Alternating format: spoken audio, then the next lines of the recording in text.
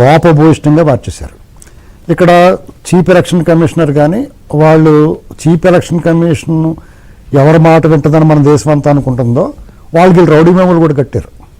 ఎవరో కూటమి రౌడీ మేమలు కట్టి వాళ్ళ మొఖాలు ఇక్కడ ఎవడో చూడకపోయినా కానీ వాళ్ళకి సీట్లు ఇచ్చి 6 ఎంపీలు ఇచ్చి ఎన్ని చేశారు. అయినా సరే అసలు విశ్వాసం లేకుండా ఏ రకమైన కనికరం లేకుండా ఆంధ్రప్రదేశ్ ప్రజలు ప్రేమ లేకుండా ఇన్నాళ్ళు 5 ఏళ్ళు ఏం చేసినా కానీ ఈ కనీసం ఇప్పుడున్నా డ్యూటీ చేస్తారేమో కరెక్ట్గా ఉంటారేమో అనుకున్నారు. అది లేదు, అది స్పష్టంగా తెలిసిపోతుందండి.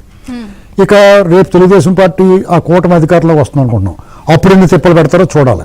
అయితే తెలుగుదేశం పార్టీ అధికారంలోకి వచ్చిన తర్వాత ఆంధ్రప్రదేశ్లో ఈ వ్యవస్థలు చెడిపోయి కుళ్ళిపోయి పుచ్చిపోయి పురుగు పెట్టేసిన ఈ వ్యవస్థను ఎలాగా రెక్టిఫై చేస్తారు, ఈ వైరస్ని ఎలాగ అరికడతారు.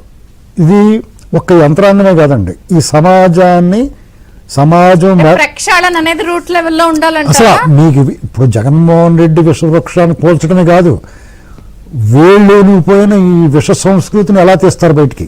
ఇక్కడ ఎందుకంటే మాలాంటి విశ్లేషకుల పేర్లతో విషం చిమ్మి వాళ్ళు ఉన్నారు. ప్రజల మెదళ్ళు కలుషితం చేస్తున్నారు.